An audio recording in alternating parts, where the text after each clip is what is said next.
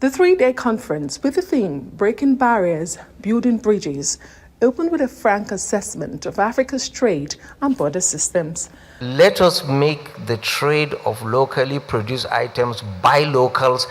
For Nigeria's Comptroller General of Customs, Adewale Adeniyi, who initiated the CPACT platform, Africa must stop being a spectator in its own trade story. Let me be clear about what we are trying to achieve.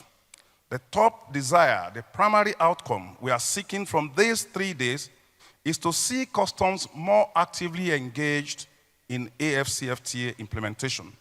The purpose of Customs Pact 2025 is fourfold. One, we want to establish a strong customs framework that promotes lawful trade, enhances security, and drives sustainable economic growth across Africa.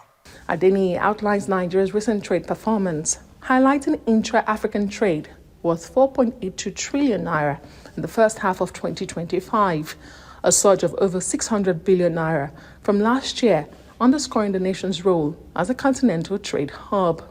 But there are those who say the biggest obstacles lie in old infrastructure, inconsistent border processes, and non-digital customs systems. To unlock Africa's full AfCFTA potential, we all must continue to work together to develop predictable, simplified, and digitized procedures, especially for SMEs, which make up over 80% of African businesses. Ensure that AfCFTA certificates of origin and other documentation do not become hidden costs or barriers.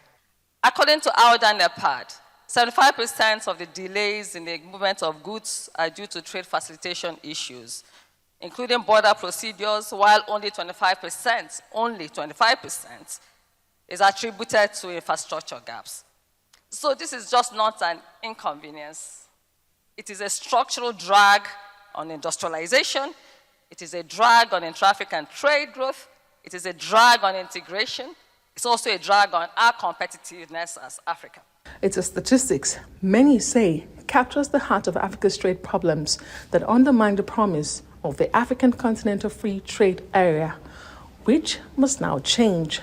In 3 provisions of the AfCFTA, in 3 annexes, the annex on customs cooperation, the annex on trade facilitation, as well as the annex on transit, we shall require the leadership of customs authorities.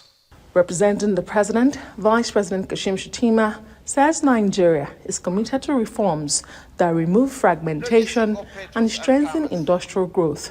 Nigeria remains firmly committed, structurally and operationally, to building an Africa that trades by design, where integration is practical, measurable, and effective.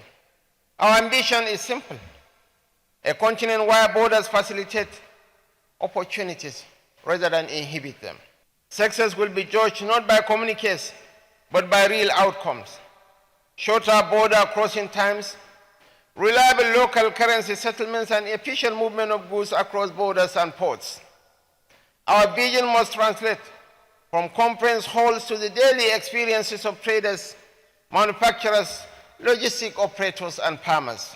Over the next 3 days, more than 460 delegates from 28 countries, including top customs chiefs, economic operators, and business leaders, will negotiate frameworks for harmonized custom procedures, digital trade documentation, and regional transit systems, all aimed at speeding up trade and making African borders work better for African economies.